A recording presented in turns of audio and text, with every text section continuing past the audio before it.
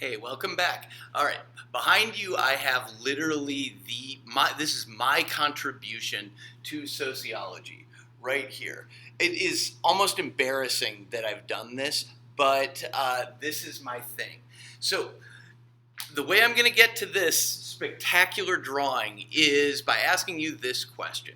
Why are you watching this? And I mean that in a very deep way. Obviously, superficially, you're watching it because it's part of this class. But in a deep way, think about this. You are an individual with dreams and aspirations unique to yourself. You have no desire to be watching this. I mean, now especially because I've got a stick figure in a box up here and thoughts and behaviors on the other side. You want to do something else.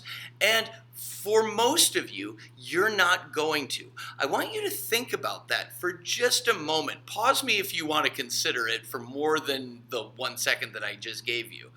It is kind of an incredible thing to think about the fact that you right now are watching something that you don't want to watch, listening to a person talk who you're not particularly interested in about a subject that maybe, but who's drawn this? And you're going to sit here and you're going to watch this for however long this video is.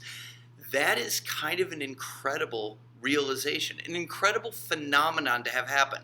An individual who has preferences and aspirations is going to sit through a video taught by a middle-aged guy who draws like this. Why are you doing that? The answer, the deep answer for us, is because you as an individual have been inserted into a society that has turned your individuality into a pattern of thoughts and behaviors. We know it's patterned because right now there are 19 other people in this class who are doing the exact same thing that you are. They don't want to watch it either, and yet you're all watching it at roughly the same time. That is an incredible thing to think about. Right now, 20 individuals who would not be choosing to do the same thing at all are choosing to do the same thing, or are produced, are inserted into a society, and that pattern is produced out of them, and it's not anything that any of them want to do. That is the model of society that we are going to use in this course. Society is this. This stupid box represents a machine. This represents you or any human being, any individual, a member of the species Homo sapiens. This is what happens. You take an individual, you insert him or her into a machine, and what do you get out the other side? A pattern of thoughts and behaviors. Your behavior is obviously patterned right now, and it's not one of your choosing, which is interesting. You were inserted into this machine this morning when you woke up, and you have behaved in patterned ways probably ever since.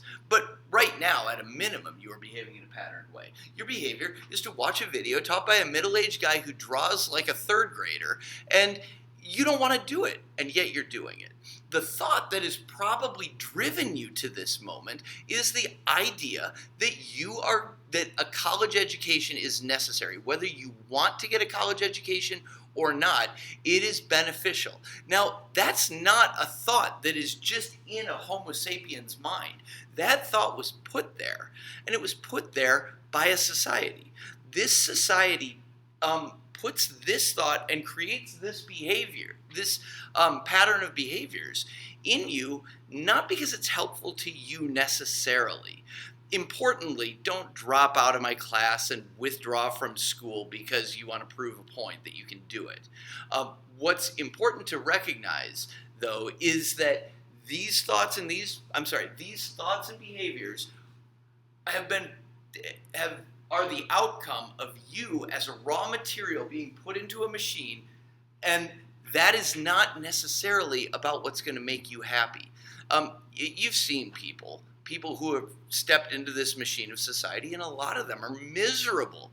Society doesn't, and this is one of the most important, like kind of a deep point, but a really important point. Society doesn't care about your happiness.